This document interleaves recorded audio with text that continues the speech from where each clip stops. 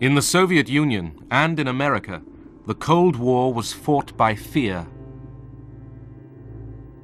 The Soviet Union raised fences against the outside world. The Gulag, the secret universe of labor camps, swallowed the lives of millions.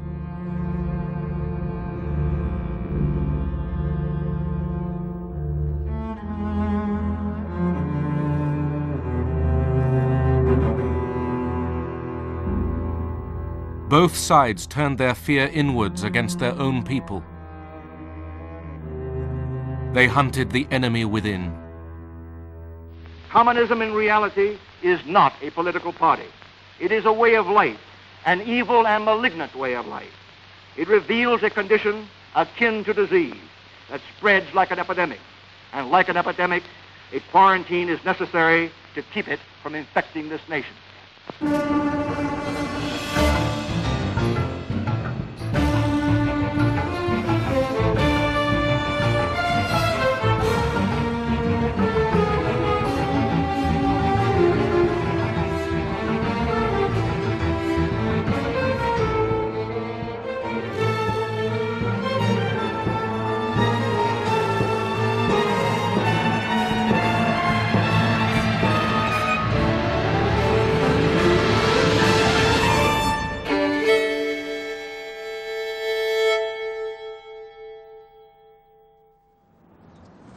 The Cold War made America renew its values, invent new images for American virtue.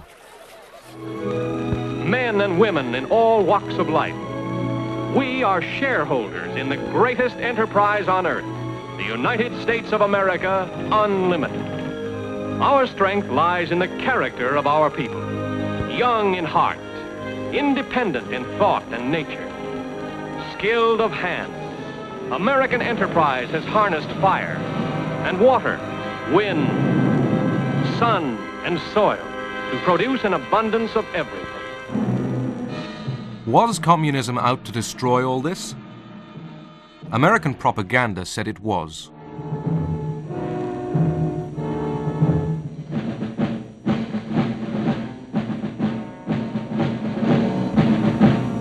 Stalin said, "The whole world is aware that the Soviet Union demobilized its forces after the war."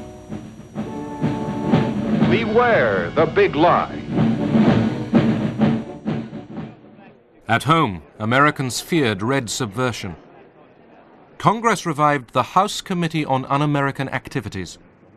In 1947, the committee investigated Hollywood, factory of America's imagination. Ever observed any communistic information in any scripts? Well, I have turned down quite a few scripts because I thought they were tinged with communistic ideas. They haven't attempted to use me, I don't think, because apparently they know that I'm not very sympathetic to communism. There has been a small group within the Screen Actors Guild which has consistently opposed the policy of the Guild board and officers or the Guild itself as evidenced by the vote on various issues. That small clique has been referred to, has been discussed as more or less following the tactics that we associate with the Communist Party. If I had my way about it, they'd all be sent back to Russia or some other unpleasant place.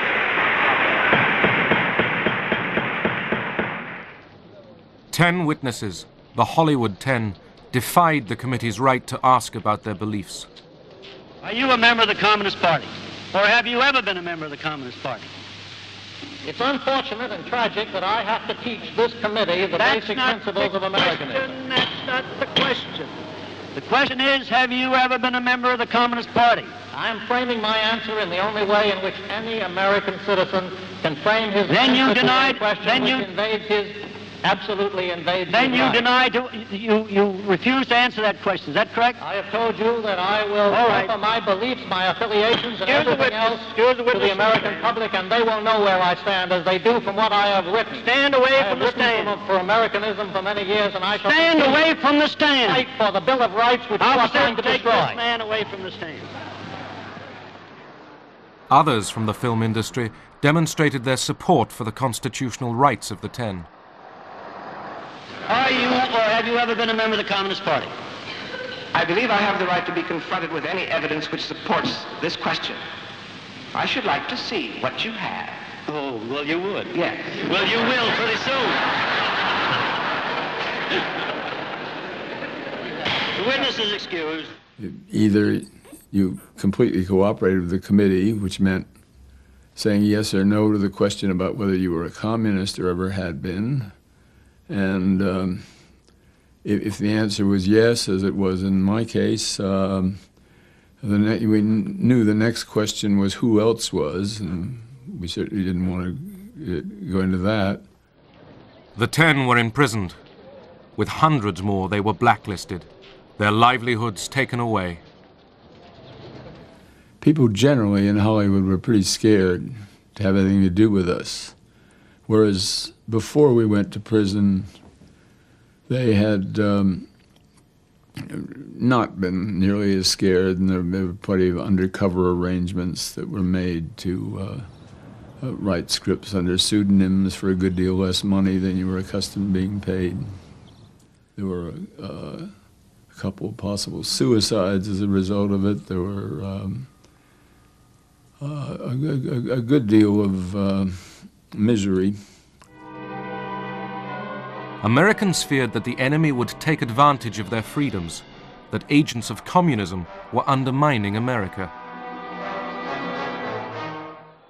A Soviet spy ring unearthed in 1946 led investigators to Alger Hiss, who had been a wartime foreign policy advisor. He was accused of passing secrets to the Soviet Union by a former communist, Whittaker Chambers. Have you ever seen this individual who is standing? I have. Do you know him? I identify him. In 1935 was the last time that you saw him. According to my best recollection, not having checked the record. Now, will you remain standing a moment, Mr. Hiss? Do you know? Hiss firmly denied that he had betrayed his country. New evidence of communist activities in government circles is promised by the House Committee on Un-American Activities. Microfilm reportedly found in a pumpkin on a Maryland farm is examined by investigator Stripling and Congressman Nixon. Richard Nixon, an ambitious young Republican, was convinced that Hiss was lying. It is the intention of the Committee on Un-American Activities to pursue this investigation until we put the spotlight on those high officials in the State Department who are responsible for selling this country down the river. Hiss was jailed for perjury. Nixon's name was made. He turned his crusade against communism into a weapon for Republicans. It was what made him. It paved the way for his whole career afterwards. Anti-communism was a gut issue with Nixon. I mean, it was something he believed sincerely and deeply, but of course he was a politician too. And he was a Republican politician, and the soft on communism issue was hurting the Democrats. And of course he used it. He would have been a fool not to. In America, patriotic enthusiasm for the democratic way of life reveals itself in a monster loyalty parade in New York. Everyone from vets to youngsters reveals his inborn dislike of communism. Anti-communism became the language for a new, more defiant vision of America.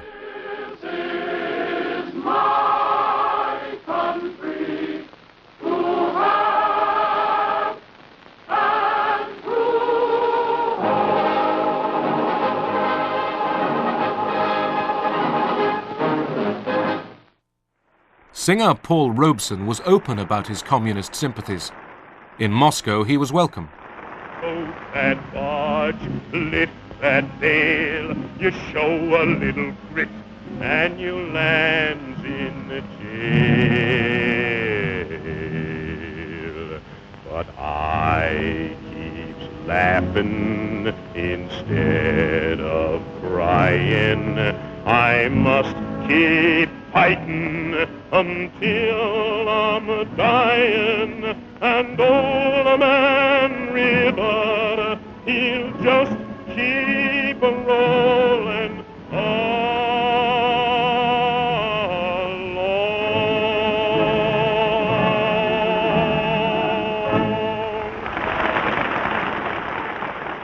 In America, people were less friendly.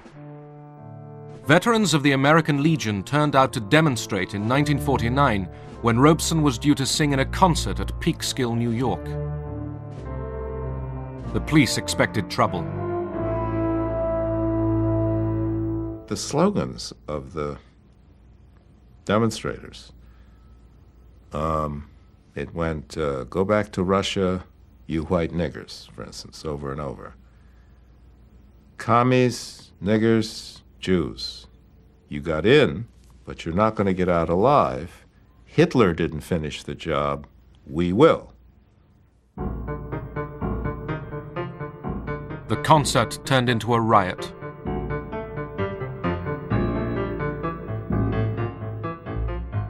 What the demonstrators done is have piles of rocks. What the state police did is make the cars go out and go 10 miles an hour through that gauntlet. So the road, I mean, cars were smashed, the windows were smashed, the road was actually slick with human blood. An interracial couple just driving through happened to arrive at that moment. And of course, they pulled the car over, they yanked the two of them out, and they said, that's Robeson Jr., we got him. And they were gonna bash the black guy's head in.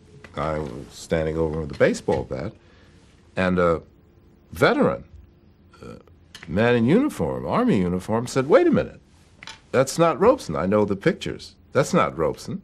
That's not him. The guy said, well, blankety blank is with a white woman, kill him anyway. And the soldier said, held the bat, said, no, no, that's not the American way. You don't lynch the wrong nigger. And it saved his life. Race hatred and the politics of fear had begun to merge. At home, the nation was angry and insecure. Abroad, communism was gaining force. The atom bomb explodes again in the headlines of the world.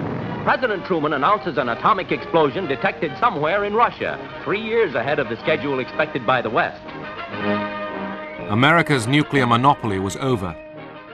Then came China. Tragedy overtook China. Armed and equipped by Russia, Red Hordes brought ancient Cathay to its knees. At the end of '49, all China sags under the red yoke. Communist leader Mao Zedong took over. America's Chinese allies, the defeated Chiang Kai-shek regime, fled with their followers into exile. Americans have always had, most Americans, a special feeling, a special attachment, a special interest in China. So it seemed incredible to most Americans, uninformed Americans, that this country which we had lavished so much care and affection on, who we thought was so friendly, so many of their people had studied in America and so on, should turn communist, turn over to the other side. Many people felt that there had to be some explanation. There had to be some sort of a conspiracy, some sort of a plot. Republican Senator Joe McCarthy blamed traitors in the State Department for the loss of China. He launched his own witch hunt.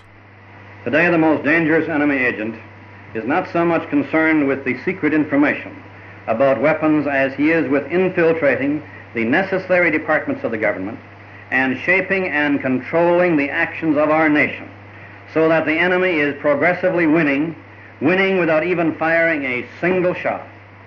Now, I intend to name names. John S. Service. And remember that name, if you will. I have never knowingly transmitted any information which was, shall we say, secret military plans. Service was hounded out of the State Department. I had trouble renting homes, renting an apartment in New York. And the companies, well, what did our stockholders say, you know? So the companies that I had known and had dealings with abroad, export companies, they said, sorry, we think you're a fine guy, but we don't dare touch you. One communist.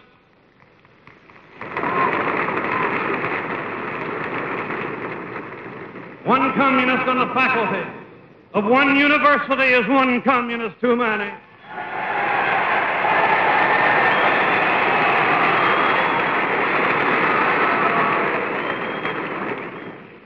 One communist among the American advisors at Yalta was one communist too many.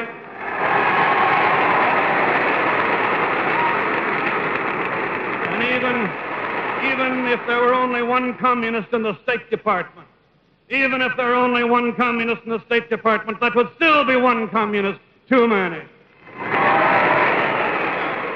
President Truman tried to dismiss McCarthy's attacks. Not a single person who has been adjudged to be a communist or otherwise disloyal who remains on the government payroll today.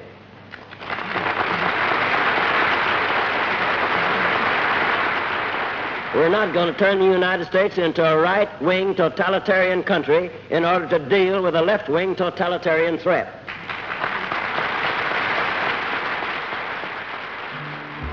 But leaders of the American Communist Party were jailed, and the persecution spread. Left-wing labor organizations were banned, radical groups indicted, demonstrations broken up. And if they put the word commie on someone, that meant that that person was an agent of the Soviets. That meant that that person was dangerous and had to be done away with. The FBI under Edgar Hoover uncovered several Soviet spy rings. They used the national interest to justify any method of locating subversives. We were using the same methods that Hoover accused the Communist Party of using, and that's getting people to spy on their friends. And this was one of the criticisms he had of the Communist Party. I felt guiltless. What had I ever done wrong? I'd never even gotten a traffic ticket.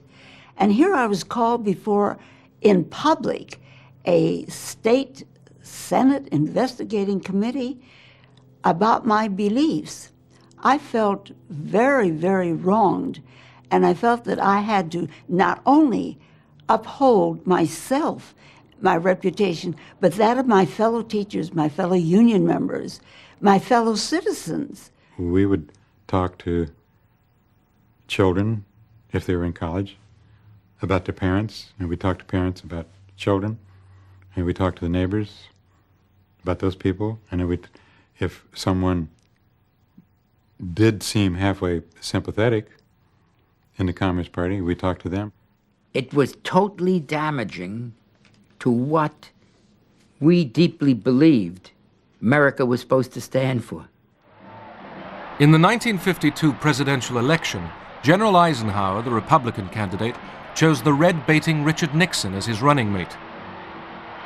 Eisenhower mocked the Democrats for being soft on communism. The future of this country belongs to more courageous men. It belongs to men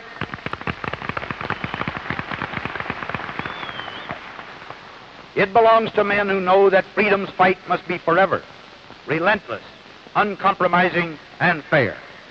It belongs to men who, today, are ready to bear spiritual and intellectual arms against an alien army of communist ideas. To get elected, Ike needed the support of Joe McCarthy and his right-wing followers.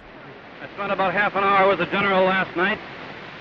Well, I can't report that we agreed entirely on everything.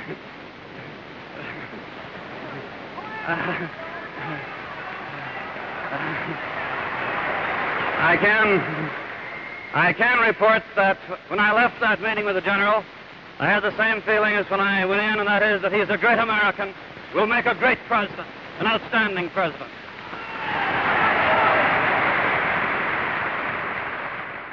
Right from the beginning, he detested Joe McCarthy.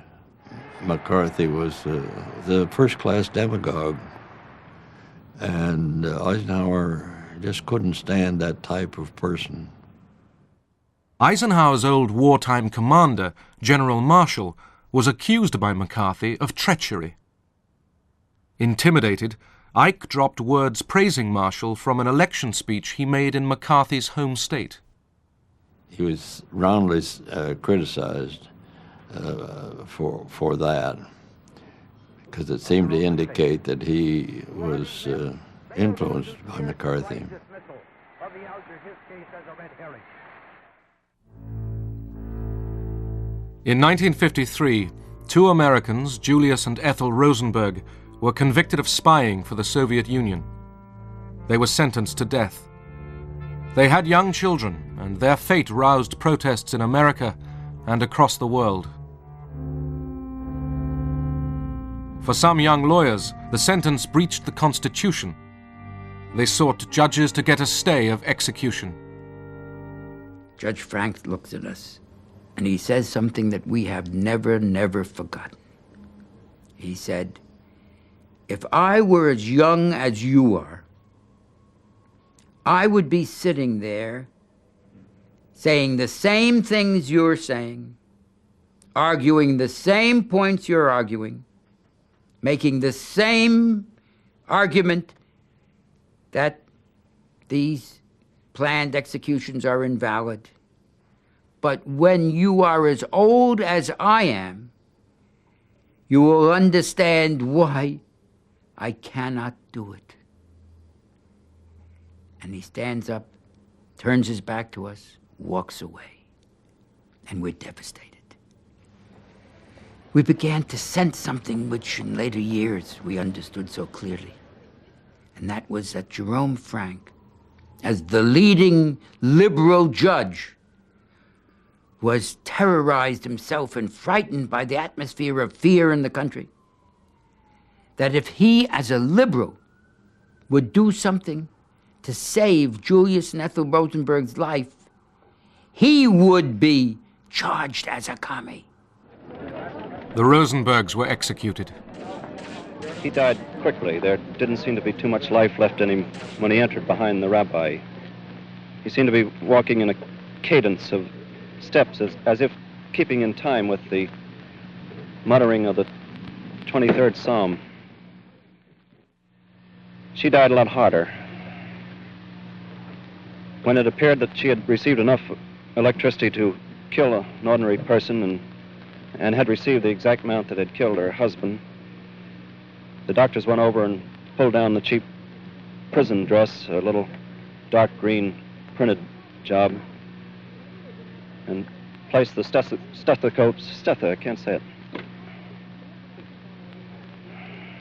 placed the stethoscopes to her, and then looked around and looked at each other rather dumbfounded and seemed surprised that she was not dead. And she was given more electricity, which started again that kind of a ghastly plume of smoke that rose from her head and went up against the skylight overhead. After two more of those jolts, Ethel Rosenberg had met a maker. She'll have a lot of explaining to do, too. Thank you. McCarthy now denounced leading Republicans and even senior army officers as communist sympathizers. But he had gone too far. Political opinion swung away from him, and his enemies gained courage. The names of communists. You say to the army. You've done enough. Have you no sense of decency, sir? At long last, have you left no sense of decency? It all sort of came to pieces. And then there was this move to censure him, and he fought that very badly. Now, a number of us were advising him on how to handle that, and he agreed to everything we said, and then he did just the opposite. You have been here trying to smear the staff of this committee. The young men who have been working to uncover communists, you jump up and run away without answering. McCarthy's power collapsed as the politicians walked away from him. But the spirit of McCarthyism, the smearing of dissent as communist treason, stained American democracy for decades. In the Soviet Union, all dissent was suppressed. The Cold War heightened tensions and reinforced fears, not just of internal subversion, but of another world war.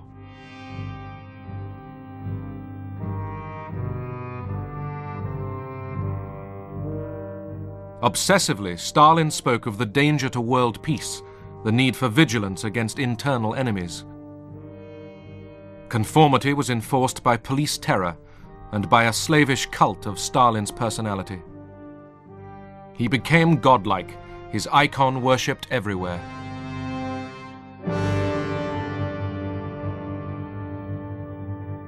For those who did not conform, there was silence and death behind the barbed wire.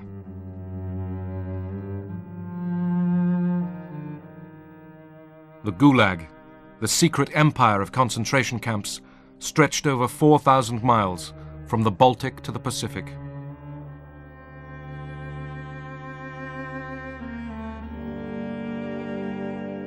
In the Cold War years, the camps continued to devour the lives of millions.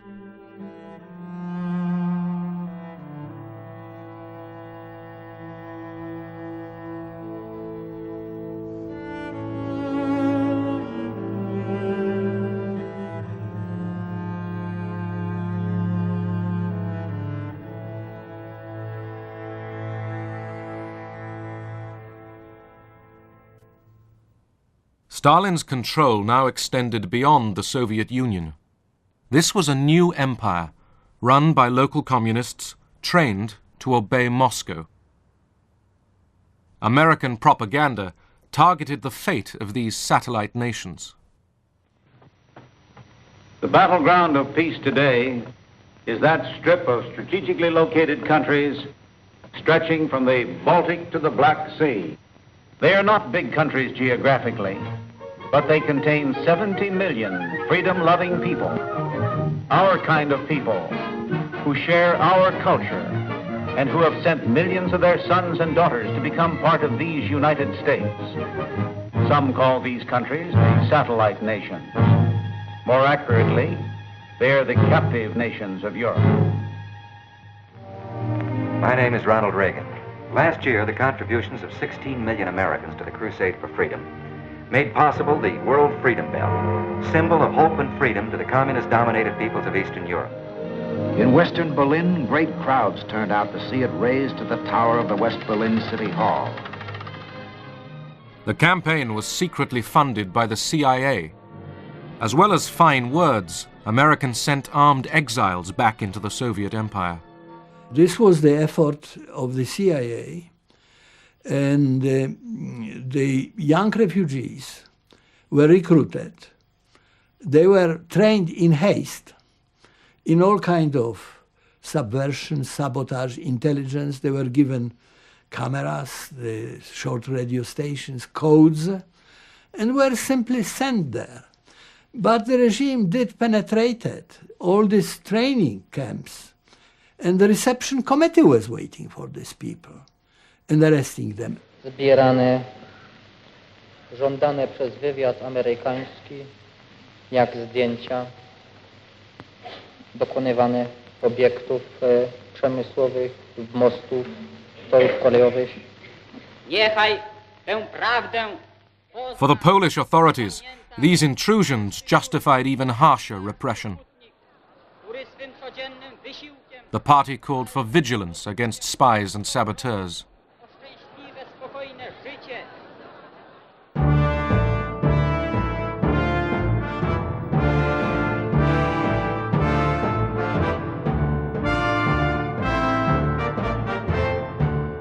In 1948, Stalin began to tighten the Soviet grip on Eastern Europe.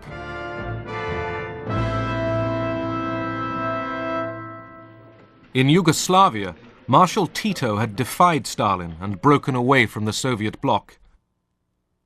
Moscow abused him as a traitor, a deserter to the camp of American imperialism. Stalin moved fast to prevent Tito's mutiny spreading to other satellite states, like Czechoslovakia.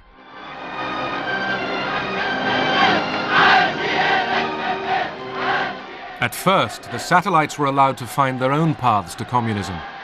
Now, Stalin forced the Soviet model on them all. Everyone must march, shout, obey.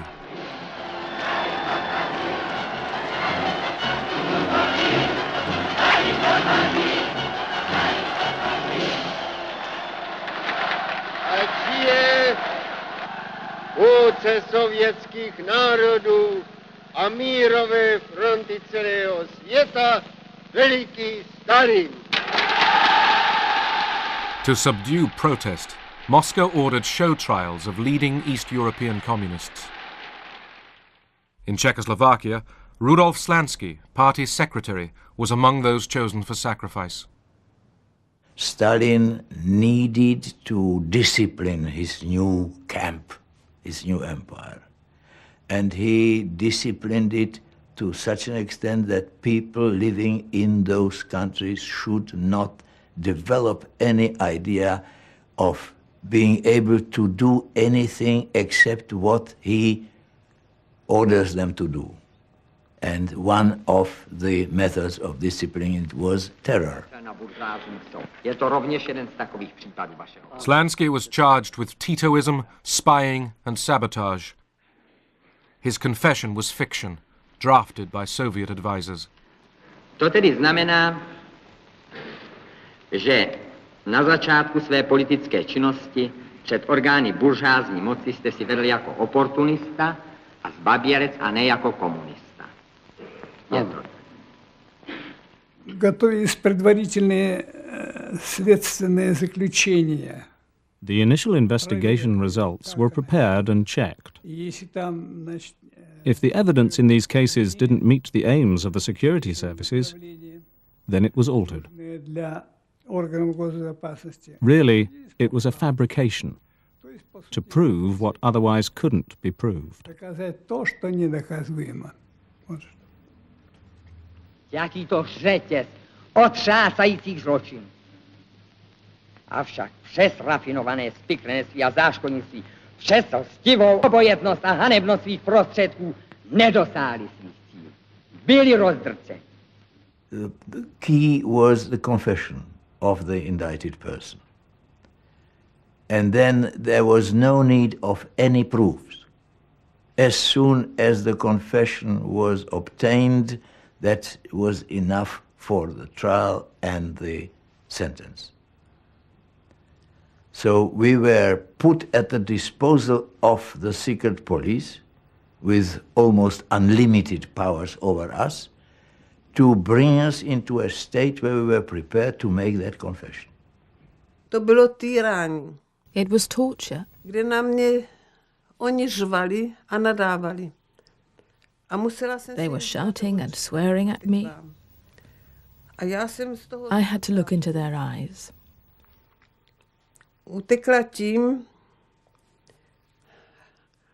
At the beginning, I avoided this, but then I had to repeat their obscenities.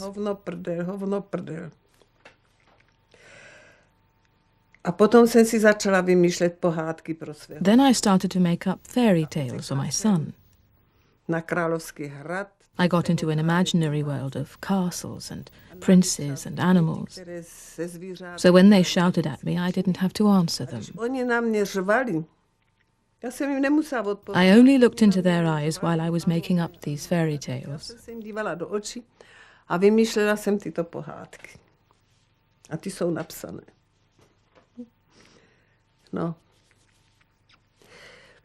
Není to lehké. It's not easy.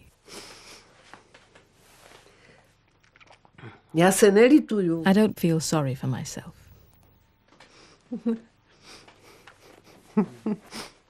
Everything was rehearsed, the final text prepared for the trial, consisting of questions which were put to one by the general attorney and the president of the court and so on, were listed, and your answers were listed. Přišel jsem do dělnického hnutí jako člověk buržázního původu. Můj otec byl zámožným vesnickým obchodníkem. Vyrůstal jsem v prostředí obchodnické rodiny a to ovlivnilo mé osobní vlastnosti a můj charakter. Vstoupil jsem v roce 1921 do komunistické strany a přišel jsem tam s různými maloměšťáckými názory, kterých jsem se nezbavil. To vedlo k tomu, že jsem se nestal skutečným komunistou a že jsem jako komunista nejednal. Slansky and 10 others were hanged in December 1952, their ashes scattered over the ice on an unknown country road. Stalin had shown his power. While he survived, it meant death to disobey him.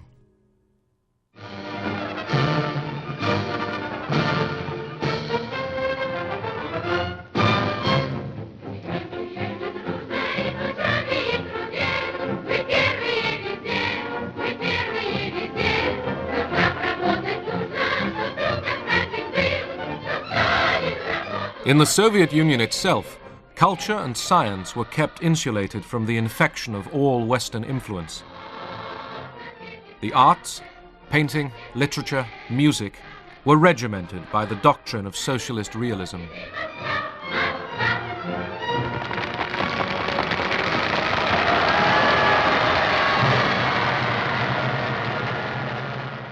Мне кажется, что участие Сталина Stalin's interference with the work of the Bolshoi theatre was done with love and good taste. и любовью. Но то, что он But the fear that it created, and the fact that people were under his spell, и преклонение перед этим, this produced a lot of negative effects. оно и давало It not only made people nervous, противное, что but destroyed the principles of art. оно и ломало искусство и принципы нашего искусства. Fear of Stalin's disapproval paralyzed the creative arts. Dmitry Shostakovich was reprimanded by the party for departing from the principles of socialist realism.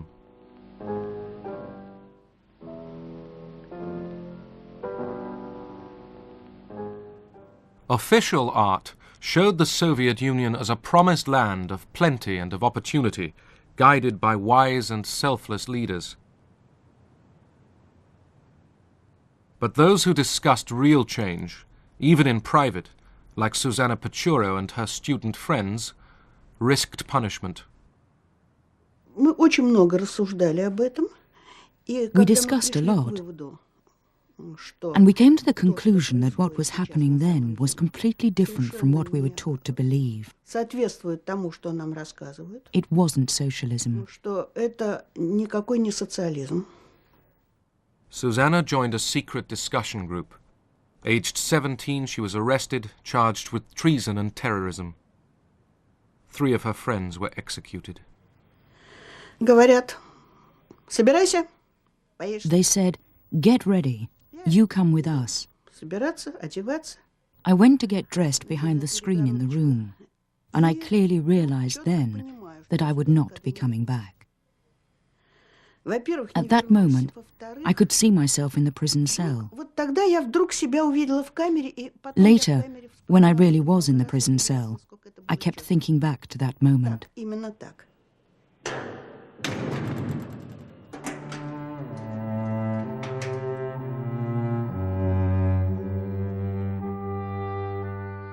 Over the years, millions shared Susanna's fate.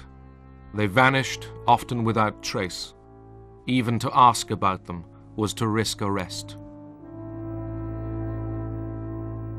И это то страшное, что я до сих пор не позволяю себе вспоминать, если я... There are some things that are so awful, I don't let myself remember them. Because if I do, I can't sleep for weeks. Детей... They pulled children out of the arms of their screaming mothers and then beat the mothers. The children just disappeared. They never knew what happened to them afterwards. There was nothing more awful than that, even though I saw them killing people and anything else they felt like doing. Все что угодно было.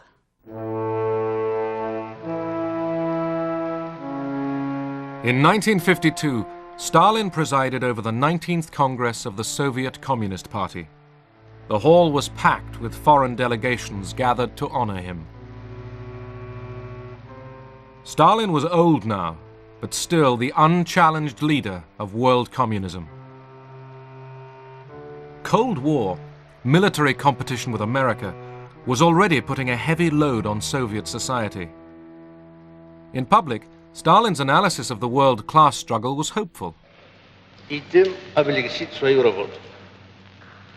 Потому, повторюсь, что сама буржуазия, главный враг освободительного движения, стала другой, изменилась серьезным образом, стала более реакционной, потеряла связи с народом и тем ослабила себя. Понятно, что это обстоятельство должно также облегчить работу революционных и демократических партий.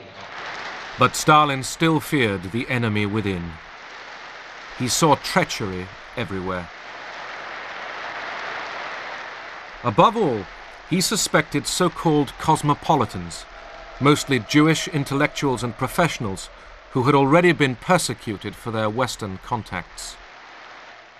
Сталину нужен был внутренний враг.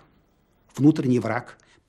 Stalin needed an internal enemy, на которую можно было взвалить бы. A fifth column that could be blamed for the difficult situation in the country. И евреи как раз вполне подходили для роли этой. And the Jews fitted that role very well. Евреи были, так сказать, традиционно как-то, но имели. Because many Jewish families in the post-war years had someone in the United States, relatives or acquaintances.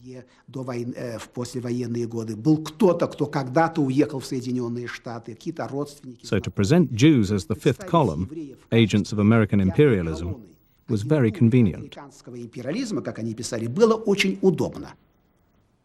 In January 1953, 9 Kremlin doctors were accused of plotting with Western intelligence to kill Soviet leaders. Я должен сказать, что, конечно, все это было спровоцировано. The doctor's plot was instigated with Stalin's approval. Это операция против врачей. Stalin had been suspicious of doctors for a long time before that. Недоверие. Так что это болезненное такое состояние. This was all due to his illness, made worse by his old age, and by his lifelong ideology that the enemies who always surround you should be constantly eliminated. Врагов, которых без конца вокруг тебя много. One of the doctors, Yakov Ettinger, died under torture. His son was arrested and interrogated. Они хотели добиться от меня какого-то признания. They wanted me to make a confession, to make a statement that I was in the know. Фактов преступного неправильного лечения моим отцом. That I was familiar with certain facts which showed that my father and other doctors were wrongly treating certain patients. Я у некоторых бывал, они добивались от меня этого признания. Но they wanted me to make this kind of statement, but they didn't get it from me, even though twice I was sent to the punishment cell. 2 раза я сидел в карцере. 5 of the 9 doctors were Jewish. The affair inflamed Russian anti-Semitism. Jews were denounced and purged throughout the medical profession and beyond.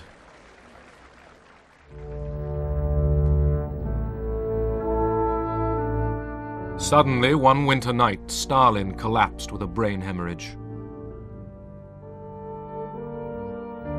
No one dared to treat him as he lay half-conscious on the floor. Eventually, on the 5th of March, 1953, he died. Воспринималось нами. Like the majority of people, we saw it as a tragic event. Вообще как событие, конечно, трагическое и очень. It caused a lot of anxiety. Большую тревогу, потому что все уже. How were we going to live now? Как, собственно, можно жить вообще, когда рухнули? When the foundations of our lives were shattered. Нашего общества, нашей жизни, поскольку была настолько создана. The image of Stalin created by propaganda was of someone who was irreplaceable. Создан такой облик незаменимости.